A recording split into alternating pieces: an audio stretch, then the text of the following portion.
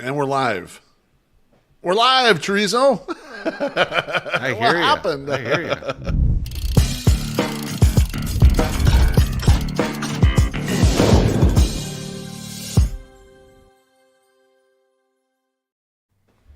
Aces. We're live. We're actually just testing out BeefLoaf's internet, though. So we're just gonna bullshit around here for a while. We looked cute. Might delete later. So we'll see. 100%. What happens. That's absolutely right. But Beef. Well, I got you, and I want you to expound on some things. Obviously, Leury Garcia let go. It sounds like that's happening. Yeah. The legend's no longer with us. That's unfortunate. What team you think picks up Leury Garcia? That's a good question, and you had messaged me a little bit. And I was trying to think, who could use a guy that can shift around kind of everywhere and help out? Who's lacking in the middle infield? Like, we could have a guy pitch in. I immediately thought the Boston Red Sox could be a great fit. Trevor Story's out. I think Kike's going to move in and play some infield. So, like, they got some injuries, yeah. That seems like the type of team that would grab him. I'm thinking a middling team. Like, if you're a team that's towards the bottom, you probably want to play your young guys. If you're a team that's a little higher up, you probably have a guy who you already trust to do that. The teams in the middle, to me, are the ones. So, like, Red Sox seem like a good fit. Yeah, I was thinking, as people join, we are just testing out BeefLoaf's internet right now. That's correct. But we are talking about Leury Garcia. If you're interested in where Leury Garcia might land, that is the topic we've chosen to talk about right now. But Beef, one thing I was thinking was going to the Rockies. Like, I feel the Rockies are bad, and they should be trying to play some of their young guys, but they don't really have them. And some of their young guys are injured. A lot of their outfielders are injured. They were the winner of the Jurickson Profar. Yes, they are. Lottery. Mm-hmm. But so that's a place where I could see him going to and like playing more than he probably should. But also, like, everybody hits in Colorado, so it would be funny to see him hit like 270 or something in Colorado, and just have a nice sunset to his career while he's just getting paid out. Yeah, I mean, that's a good idea too, Treasy, because they got Brendan Rodgers got hurt, and they're moving Ryan McMahon over to second. It's not a natural thing. He really belongs at third. Yeah. So, like, Leury would slot in there nicely, and he plays several positions. No, Chris Bryant can't wait to get hurt. Charlie Blackmon can't wait to get hurt. I mean, that's actually a good landing spot. I think that could make sense that he ends up somewhere like that. You think he gets a major league deal, Treasy, or you think this is all minor league deal at this point for him? I think it doesn't matter, right? Okay. I think he's getting paid, right? Like, so. Yeah. Actually, I think maybe it does matter. I think let me change my mind on this one. Okay. Because I think if I'm Leury, I'm not going to putz around in the minors. Agreed. Like, I'm just going to be like, give me a major league deal, or I'm going to sit at home and make $5.5 million. Like, those are his options right now. For so sure. I would say, I'm going to be like, okay, hey, Rockies, I fit your roster. Or, think about a team like this is crazy because they're a really good team. Yeah. But a team like the Dodgers, where like they've had that middle infield injury. Right. They are planning to have a guy come out. It sounds like Vargas is going to be in there. They're talking. Yeah. They've played Mookie Betts at second base during this, which is like, you really want to do that? That's a little iffy. So right? like, I mean, he's a good defender, but why risk the injury of putting him there? Exactly. Why put him there in a much more stressful environment than it's ever been, right. Or that it's been since like the 80s and 90s. So like I think that's a place where he could get innings. The thing is, he's redundant with Chris Taylor, and so like right. He's a worse version of him. Basically. Yeah, that's not a great fit for him. But like, it could be a team that's just like, man, I just need some infielders, and if I get to pay this guy league minimum and he's a veteran, I don't got to really teach him anything, and he's sitting across across the field from us right now. Why don't you just take your bags over here? Like, yeah. I mean, like, that could be an option, too.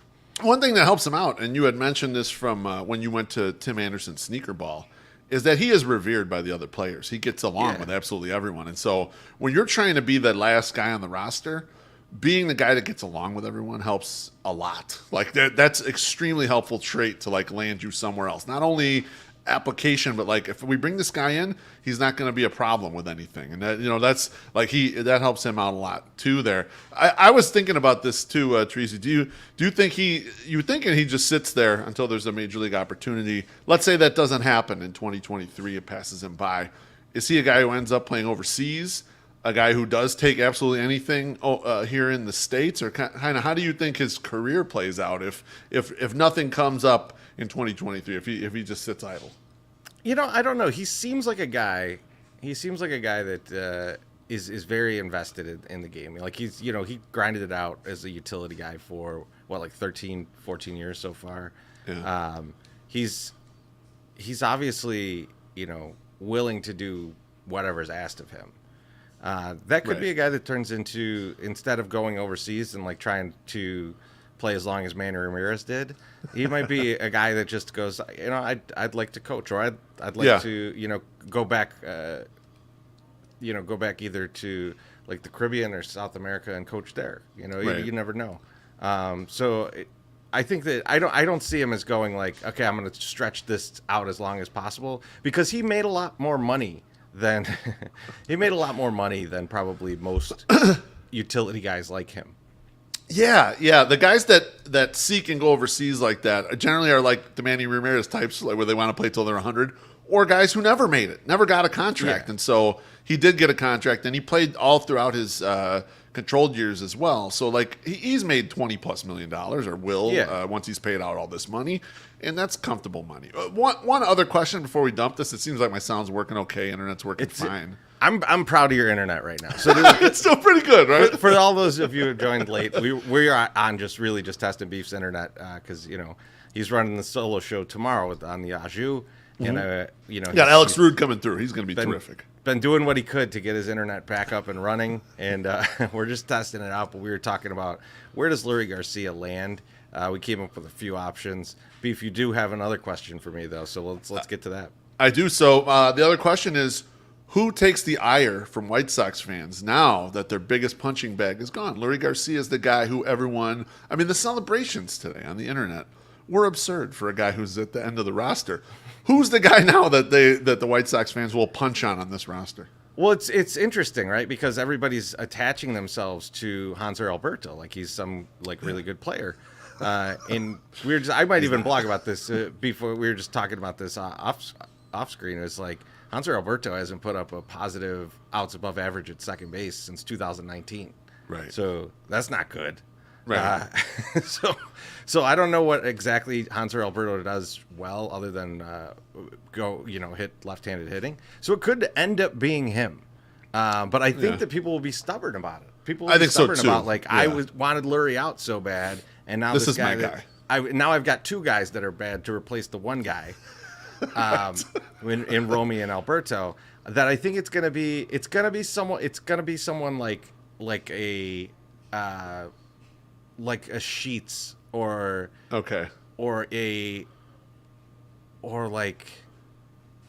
if Eloy's slightly banged up, or if Yoan Moncada's slightly banged up, it's all their fault. That's what. What's interesting is we saw that Moncada get pulled out of the game today for lower back stiffness.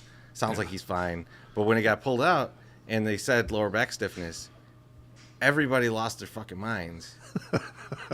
Yet, when Andrew Vaughn did it, everyone's like, "Well, he has played a lot. He has played a lot of innings."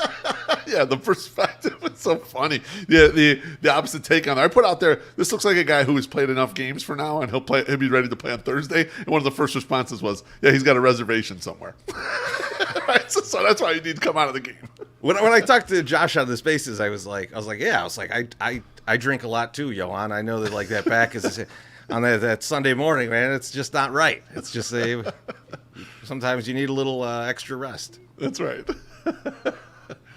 All right, I think that's good enough. What do you think, Teresa? I think I'm pretty confident in your internet now. I'm proud of your internet. Mrs. Beef fixed it. I did not fix it. Mrs. Beef fixed it. She did everything. So bless up. Thank you to Mrs. Beef, and thanks to people joining. We appreciate it. And also, obviously, vote in the 108 tourney tomorrow. It's going to be a big day in the 108 tourney, and then Beef is going to be on with Alex Rude at 6 p.m. for the Au Jus. Right. We'll be on at 8:15 for the post-game show, and it's a big week this week. So we've got 3 days in a row of tourney, so that'll be Monday through Wednesday. We'll be doing post-game shows after each of those. Yep. Thursday, Sox opener against Houston. We'll be doing a playback with the Sox Machine guys at 6 p.m. Following the game, we are going to do our normal podcast live after the game. We'll probably take a quick break. You know, Beef sometimes has to drop sticks between these things, so we'll let him do that.